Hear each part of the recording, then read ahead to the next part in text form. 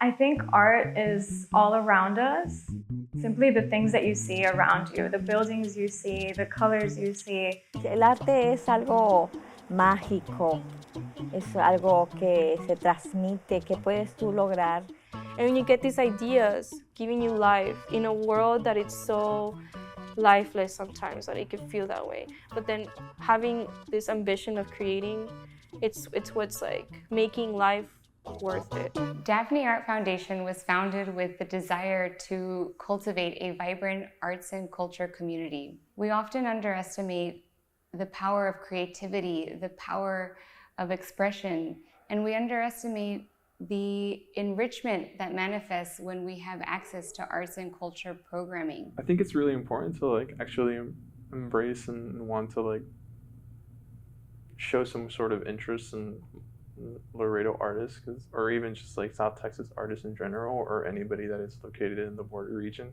I mean, if we've all got stories to tell, and I feel like even if you're not located directly in the border region, I feel like you're somehow directly in contact or at least affected by the border. I think one of the differentiators about Daphne Art Foundation is that we are very flexible, so that we make sure that we meet the needs of what our community needs today. So looking at the professional development of artists, giving them financial support, mentorship, networking opportunities, those are all things that we identified as gaps right now for Laredo and the area. My journey kind of started super early into my youth. Ever since I was in elementary school, I loved to draw. Art's been very important, I think, from early on. It's been something as a form of meditation, I think, honestly. I tend to lose track of time when I'm able to make things, and being in the studio space kind of opened up my mind to the people that I could meet, and also even just participating with the residency. I know that we had some Brownsville artists that were amazing and extremely talented, but also very devoted to what they wanted to make. And that was also something that was super important for not only me to take advantage of, but also wanting to learn from them as well. And I got to meet a lot of really, really sweet people, but also people that also know what they're thinking about and know what they're talking about as well. So I really wanted to at least make sure that I was making the most of it, and I think learning as much as I possibly could from it. Being able to have the weekly check-ins with Maritza Batista, which were very important. I think those were the main points where my brain was actually kind of the cogs were really working. And it's always really comforting to feel that there's people that actually truly care about those sorts of things.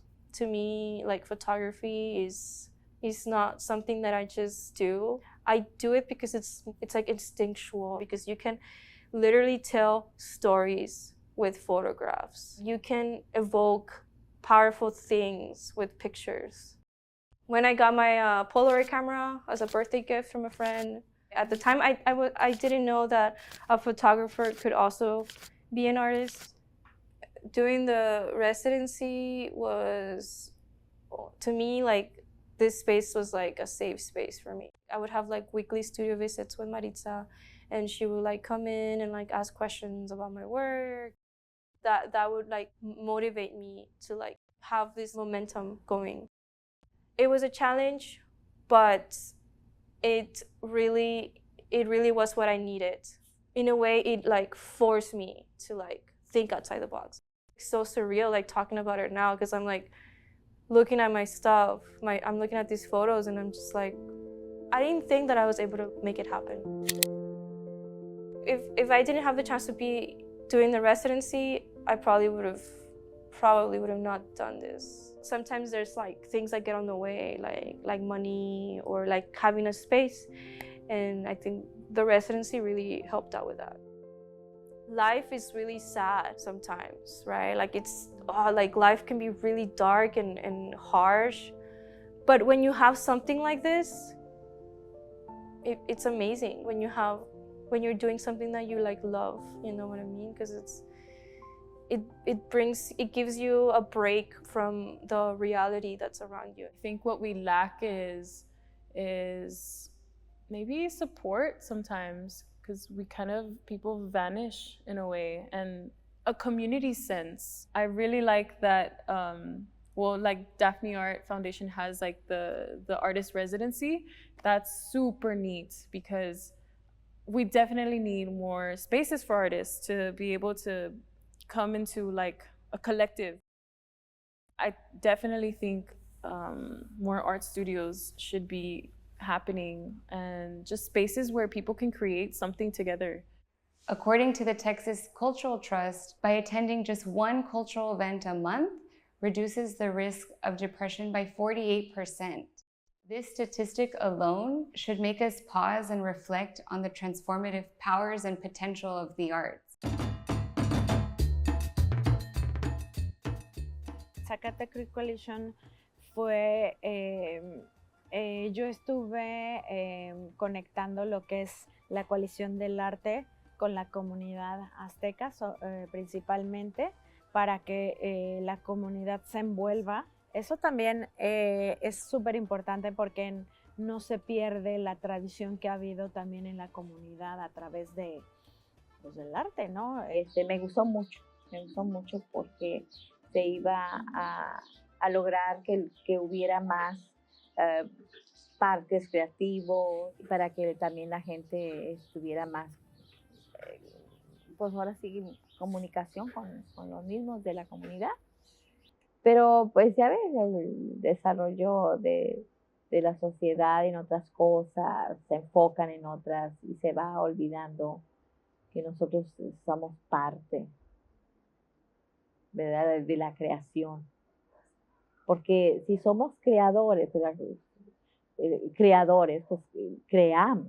Entonces, ¿por dónde se crea? Pues por medio del arte, por medio de la música, por medio del baile. Y todo eso siempre ha existido. Believe it or not, the arts, it just builds the whole person. No matter how old or how young, how rich or how poor you are, everyone carries a little bit of passion for the arts in their heart.